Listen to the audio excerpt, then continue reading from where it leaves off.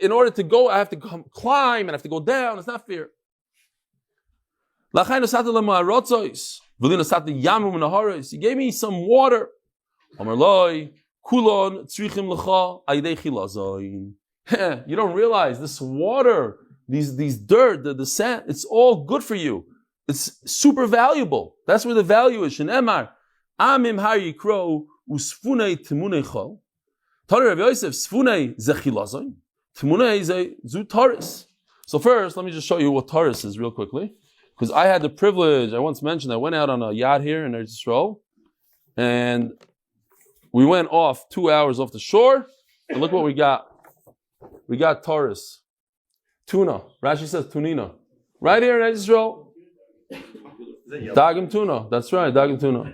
I don't know what kind. It's not the real expensive stuff. But I'll tell you, it tasted really good. It tasted really good. And the guy on the Arab over here, I don't know if you could see him. Not this guy. This guy's a Shiu guy, I think. We just caught it. He took a knife and he gave me a piece, and I ate it on the spot. I had to do it. No, it wasn't raw. It came cooked out of the water. Unbelievable. It's mamshanes. It came cooked. I said it was a minute after we caught it, and I ate it. So, yeah, it was raw. Very, very raw. Yeah, this is 2 hours off the coast of Eretz Yisrael. Fine. It's not bad, not bad. No, we're used to it. We always have the raw. It's sushi new, but it wasn't sushi great. Fine. Temunei zu taris, Chol zu schuchis levana. So he gets all these tremendous resources. He has Chilazon. He has sand. It looks like sand, but it's really very valuable. You can make good glass out of it. And he has tuna. So, being that we mentioned it, and it's Matzah Shabbos, I want to go off on a tangent here for a second, just to explain to you. I once gave a shiur here in the basement, right behind me. It was the only time I gave a shiur, the first and the only one. And I spoke about Chilazon, about Techeiles. And I didn't wear Techeiles back then. But after I gave the shiur, a bunch of guys came over to me and said, well, you sound very convincing. Why don't you wear Techeiles? I said, you're right, I should. Or Chaim Kanievsky doesn't wear it. And this one, they said, you know what? I'll just wear it. There's nothing to lose. I saw a video. So let me just tell you this is our Regel Achas. The Regina Rebbe, Zechron Levracha, was convinced that Bizman Hazeh you're mechuyev to wear Techeiles, and he wrote a whole sefer, Sefunei Temunei Chol, I think. That's the name of the sefer, if I'm not mistaken. Temunei Sefunei Chol. Fine. He proves that it's Bizman Hazeh, even though it says that it was Nignaz, but you see that, and it seems like he's right, that many Amoraim, even in the later generations, after the Medrash that says Nignaz, they still wore Techeiles. Even in the time of the Gaonim. So he went out on a thing to find Techeiles. Unfortunately, I think it's unfortunately, he found something that doesn't really match any of the criteria. This is what he found. It's called a cuttlefish. And he decided this is Techeiles.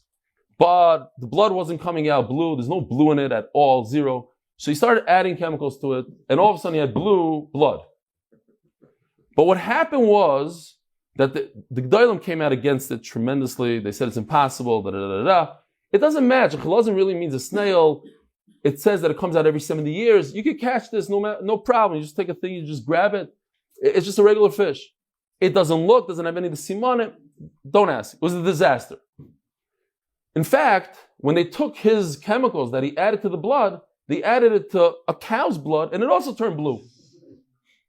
So I believe personally that because he went through that whole thing, and he really got the G'daylim upset, that the Techeiles Bizman Hazeh has a big problem. Everybody, look, the Regina made a mistake. There are some Reginas till today. We have the guy from the mattress store. He's a anacle of the Regina. He wears the Regina Techeiles. Very few people. I think Breslov, no? Right? Yeah. Breslov also. Okay, fine. He's not happy with me now. Okay, fine. I'm not going in.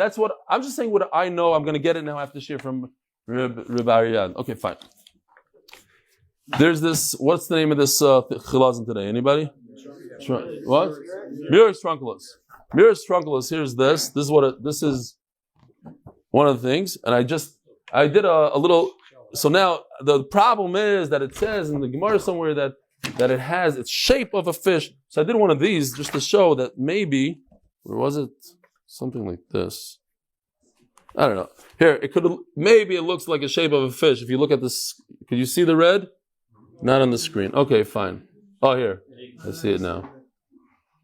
Fine. That's not the point. One of the things that convinced me tremendously, yeah? Yeah.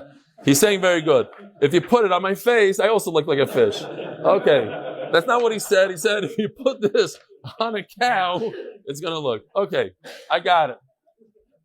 Something very, very, very interesting that I thought was interesting. I never looked into it. I couldn't really find it online, but this is what the guy claims.